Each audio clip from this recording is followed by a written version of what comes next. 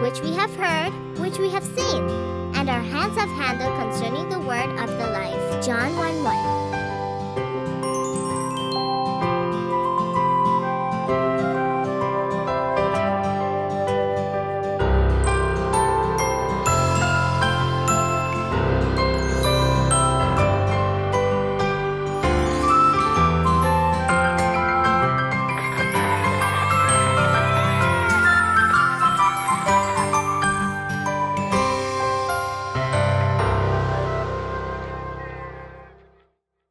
Hello, boys and girls, and welcome to this special program called Walking Through the Word. I wonder how many of you like to take a walk through the woods or up in the mountains? I love it. I do too. I love walking through the woods. Sometimes you see the whole great big picture, but sometimes you see something very interesting and you can just get down and really look at it closely. Well, that's what we're going to do with God's Word. You know, my parents gave me this Bible 47 years ago, and it is so special to me. I have found so many treasures in this book, and I'm hoping that you all will find a lot of treasures with me as we study it. But first of all, it's always important to begin with prayer. So let's say a little prayer right now.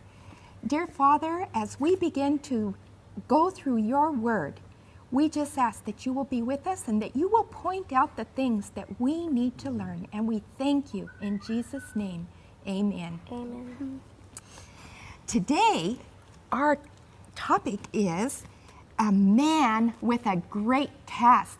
And this is the story of Noah. It's one of the most exciting stories, I think, in the Bible. But I want to start at the very beginning. I'm sure all of you know what Genesis 1:1 says, right? Yeah. In the beginning, God created the heaven and the earth. But think about it for a minute. How many people really believe that nowadays? Most people think that we've just evolved over millions of years. But as we open the Bible and study that chapter, we see that God made this world in 6 days, and everything was beautiful and perfect. And on the seventh day, he rested and enjoyed this beautiful gift that he had made for Adam and Eve. And then we come to chapter 3, and it's a very sad chapter, isn't it? Let's read the first verse here. It says, "Now the serpent was more subtle than any beast of the field which the Lord had made. And he said unto the woman, Yea, hath God said, Ye shall not eat of every tree of the garden? And Eve right away said, No, that's not what God said. God said that we can eat of all the trees, but the one tree that's in the very middle of the garden, we're not supposed to eat. We're not even supposed to touch that fruit, or we will die. And right away, this old serpent again started putting doubt into Adam and Eve's mind. He said, What? What do you mean you shall die? No, listen, I've been eating it. You shall not surely die. And we find out that most people today also believe that terrible lie. But here we see how Satan, the serpent, came into this world and caused our first parents to sin. And as a result, things just got worse and worse and worse. Let's fast forward now to Genesis 6, verse 5. Cindy, could you please read that for us? Sure. The Lord saw that the wickedness of man was great in the earth, and every intention of thoughts of his heart was only evil continually. Oh, how sad. And Wendelito, I'd like for you to read verse 11.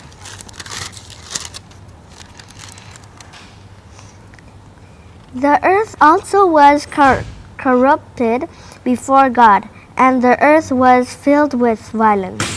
Oh, what does corrupted mean? Do you know? Any of you have an idea? Like destroyed and... Destroyed, changed. I looked up in the dictionary and there was a long list that said altered, tampered with, debased, dishonest, illegal acts, untrustworthy, criminal, fraud. That was what was happening here on this earth.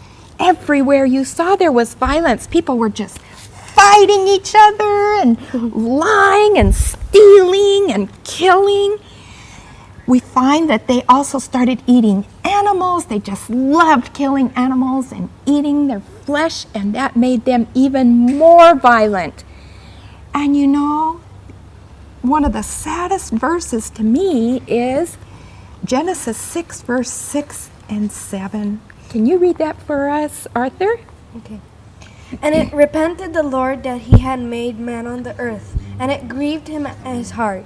And the Lord said, I will destroy man whom I have created from the face of the earth, both man and beast, and the creeping thing, and the fowls of the air, for it repenteth me that I have made them. Isn't that so sad? God was so sad about what had happened that his heart was just hurting him. And he said, I wish I had never made this earth. And he decided he was going to have to do something drastic. He was going to have to destroy everything that he had made. But that hurt him so badly. Have you ever made something and it didn't turn out quite right? But you know, you'd worked so hard on it and you didn't want to just throw it away? Well, that's how God felt. And he decided he would come up with a plan.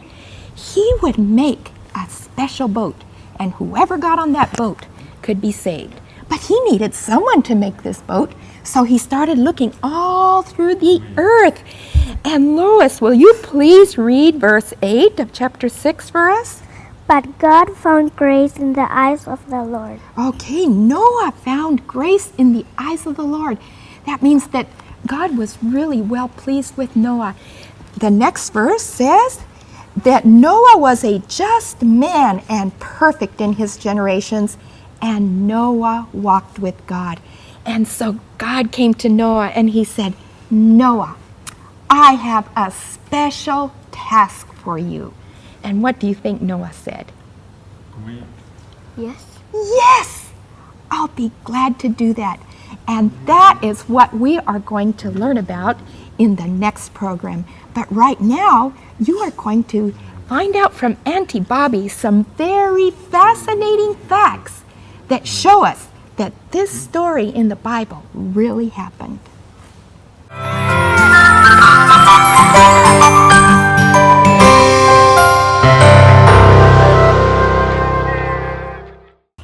Hi, I'm Bobby, and I'm so glad you invited me for this program about Noah's Ark.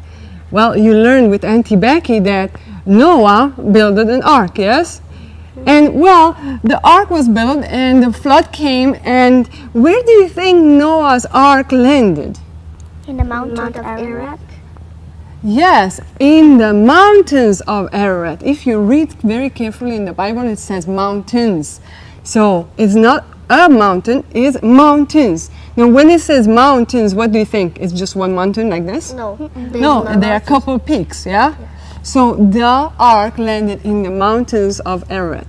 Well, today I'm going to talk to you about one thing that belongs to the ark, to any boat actually, but in the Bible it doesn't talk about it. Do you know what I'm talking about? The boat of Noah? Yeah, the boat of Noah needed one thing that the Bible doesn't mention, but every kind of boat and every kind of ship has it.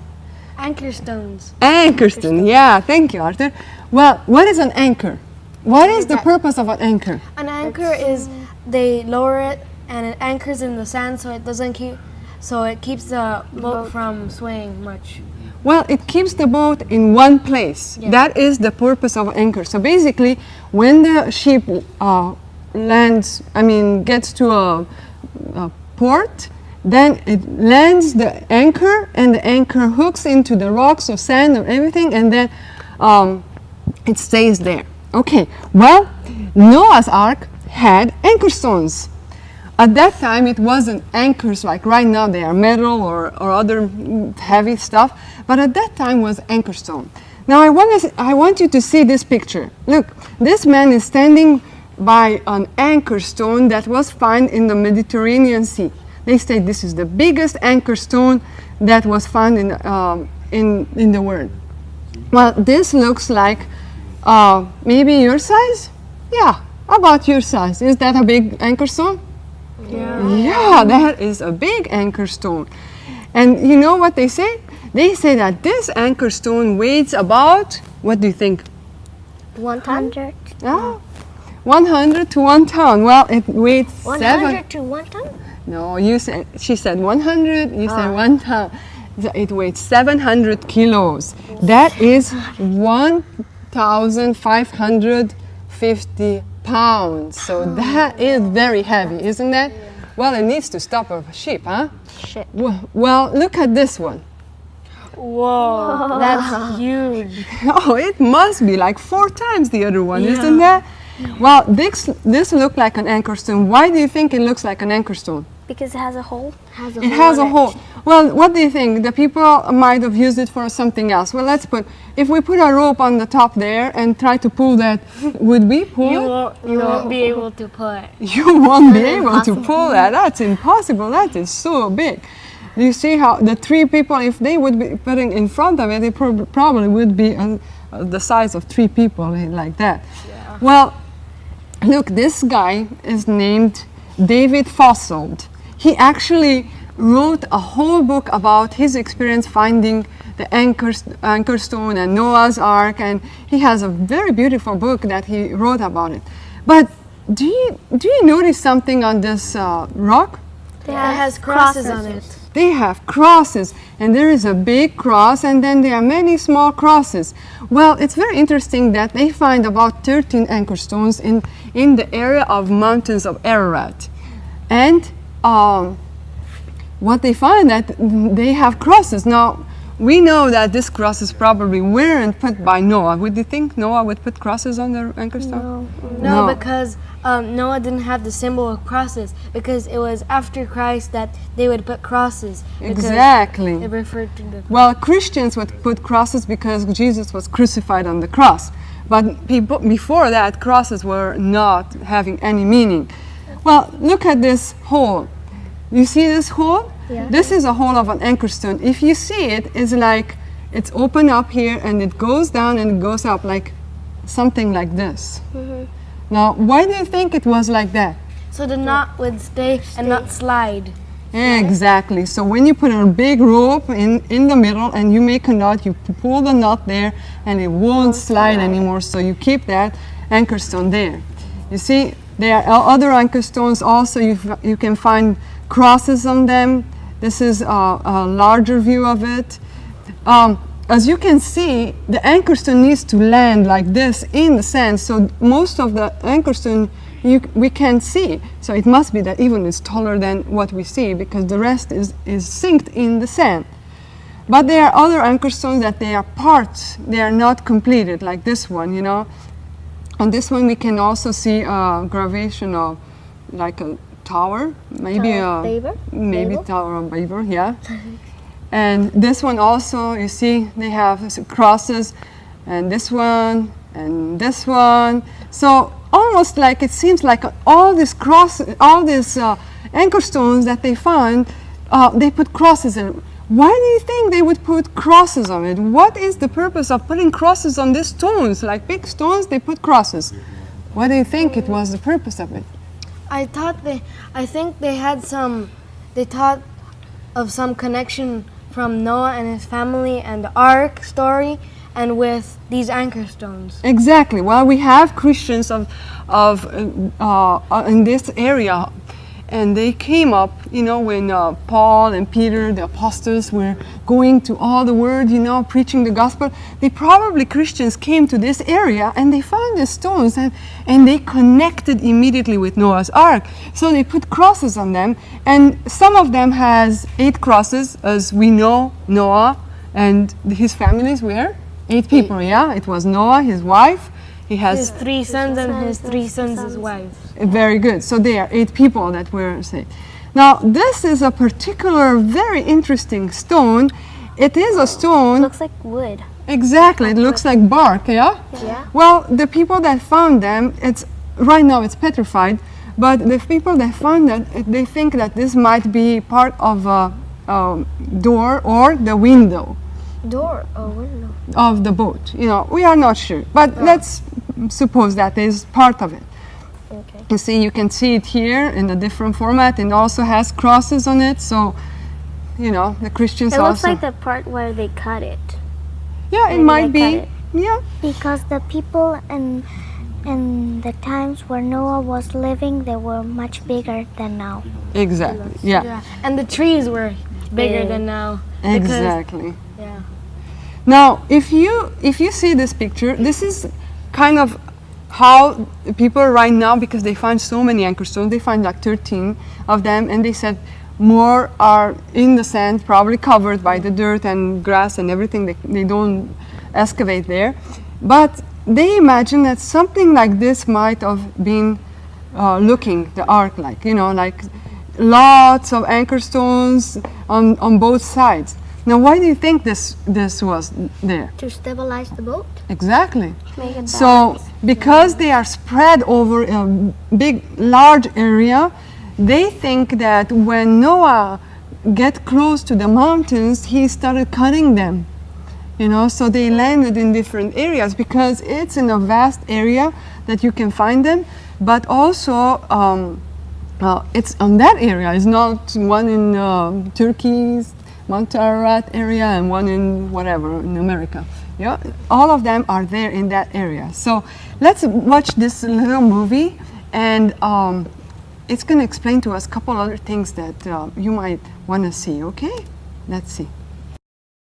Anchor stones are tall in one dimension.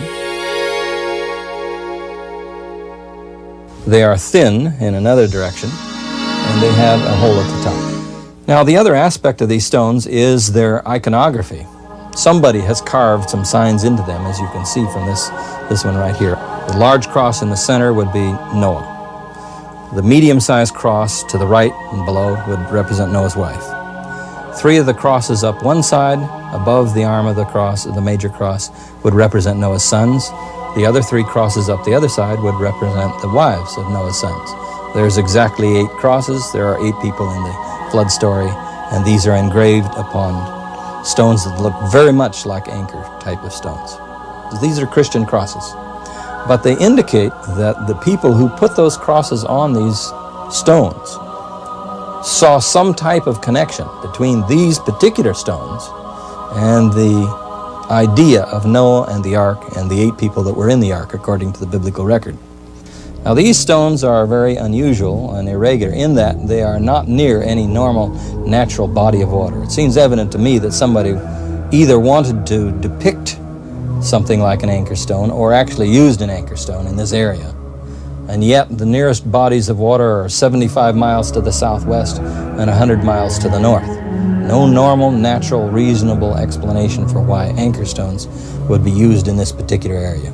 Very good. So what did you find out? Is there any mass of water there right now? No. No. How would the anchor stone look in the mountains? What would it... Yeah. Well, have you ever thought how much it would weigh, one of those anchor stones? No. No. What do you think? Well, maybe 7 tons. Oh, you jumped from 100 kilos to 7 tons. Well, wow. Very good. Maybe around 1 ton. Maybe. Well, 8. As I told you, David Fawcett had this book about Noah's Ark, and he estimates of them being about 800, 700 pounds. So if the one that he saw is 1,500, this is 8,700 pounds. And you know how wide they are? They're about 5 feet. 5 feet, that's a lot. That's Yeah, that is a lot. And you know how tall they are?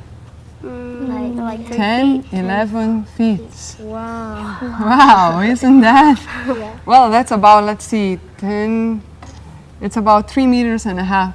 So that is very tall. Yeah? Okay. Well, very good. Do you have any questions about this? How did they carry it, like, to the boat to tie it? Like, where did they find those rocks, and how they dig the hole in it? Well, you see, we don't have too much explanation about the time before Noah's, after the flood. We have, after the flood, a lot of information up until today, but we don't have too much before the flood. But from different reports, we can understand that people at that time were taller, stronger, bigger, and so I'm thinking that this stones were something that they can manage to bring. Maybe right? 5 men or 2 men take Or maybe they even brought them on like carts. Yeah, they probably bought them in carts too. They were intelligent. They knew how to carry them. Yeah. They were big anchor stones, isn't that? Yeah. Yeah. What else? Do you have any other? God said to Noah what plans he needs to take the ark. Well, we talk about this a little in other programs if you invite me again. But I think that is a very interesting thing. You know what? Because in the Bible, we do not ever hear that Noah, please bring anchor stone, put them on the boat. We don't have this, but yet we find out, and you know, when we see why it was used, it makes so much sense, and we see that there is an intelligence behind this. So Noah was told how to build the ark, and Noah was told what to do with the ark, and the animals. Then we know from the story that they came in and everything. It was an intelligence there that it was higher than ours. Yeah. Yes. How did why did Noah, while the water was subsiding, why did he cut the anchor stones loose from the boat? Well, you know, when you are coming with the boat close to a mountain, you see the mountain, you might think that the anchor stone, as they dang down, you know, like ding, you know, like dangling down like that, it might get hooked to rocks or mountains, and then it would switch the direction of the boat. So they would go in another direction. Yeah, How did they cut it? Well, I don't know how they cut it. We suppose that that's what happened, but we don't know how he cut it. He probably had access to it. We don't know exactly. We let go of the rope. Let go of the rope, yeah. Because he knew, and we're going to learn one of the lessons, we're going to learn what was the main purpose of this anchor stone, because that is fascinating to me. What was the purpose of it? Well, are you curious about the measurements of the boat? Yeah. You want to see how big a boat is? Yeah. Well, about that we're going to learn next program. Would you come? Yeah. And I hope you all come too, because it's going to be very interesting. And for right now, we say bye.